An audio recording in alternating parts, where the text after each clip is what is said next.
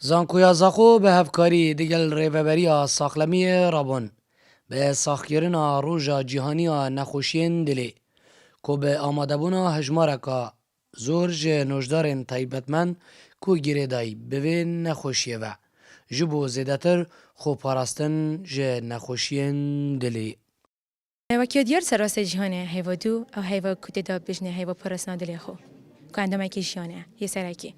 من جو فردی دیگه که هم هندک چالاکی ها رابن بو مرمون هنده ام خلکی خو هشیار بکنه سر هنده کدام تو جه گرینگی ابدال دلی خو چنکی یا آمازون سیستم جهانی الفره کتی دو ارزش نینه هر واسه خارن دهنیات گلکت هن و هر واسه وکی بجن استرس و حیاتش کسران هی اما همید بین اگر هنده کو ورون بید کو وکی بجن خطریات نخوشین دلی پتر بسر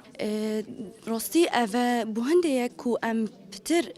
سخلمی جی پال دین و خلکی خوشی که بعامتا ام پال دین پنده کو پتر هجدار بن سر جان خویا روزانه خارنه ورزش او نسخی نوی هین چه سردن دکتوری بکت او چه عراضن لی هبن کو دیار بکت وی پال بت دهنده بچت ترندران نجداری بکتن بوهنده کو سخلمی وی باشتر بت نگهت وی رود دی بگهت وی رود دی کو نخوشین دوم درج بود چه بن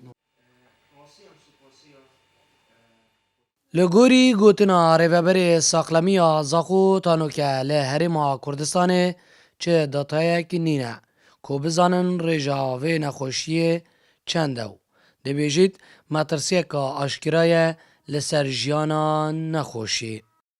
روزا دوزای دو روزا هشیاریا جهانی سر نخوشین دلیو جالت مشکیه و زخته که اول به سبب که رئیسیه که بومرن سرانسرین جهانه سنور اداره سر بخوا زاخل کردستان تقریبا عامه چه داتای رئیسی نینن بس داتای جهانی بیشن که اول سبب که رئیسیه که مترسیه که آمازن سر خلکی و سر کمالگی و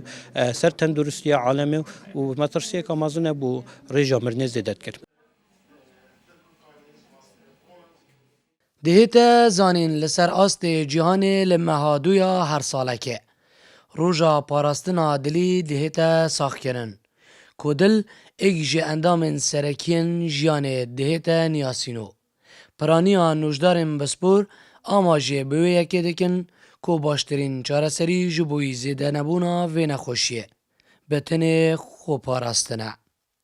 زیروانگولی با دینان از زاخو